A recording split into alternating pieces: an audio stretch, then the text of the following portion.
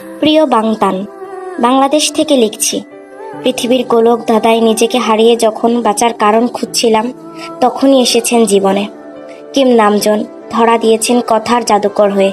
তার প্রতিটি বাক্য যেন বর্ষার প্রথম বৃষ্টি, শীতল করে তোলে হৃদয়কে, বাঁচতে শেখায় আরেকটু বেশি।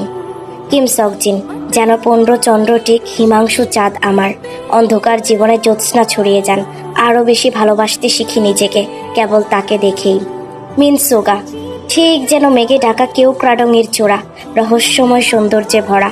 তার বজ্রপাতের মতো তীক্ষ্ণ শব্দ অদ্ভুত শক্তির সঞ্চয় করে এই ভাঙাচোরা মনে। তিনিই সাহস, যে হোপ, যার নামের শুরুতেই হোপ, আশা। সূর্যের প্রথম কিরণের মতো জীবনের অন্ধকারকে দূরে সরিয়ে হৃদয়ে আশার সঞ্চয় করেন তিনি।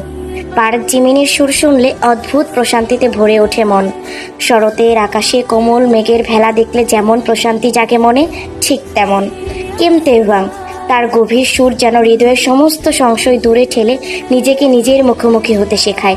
হাত ধরে দাঁড় করায় নিজেকে নিজের সামনে।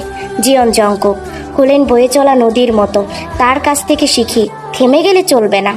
স্বপ্ন জয়ের পথে নতুন পথ তৈরি করতে হয় নিজেকেই।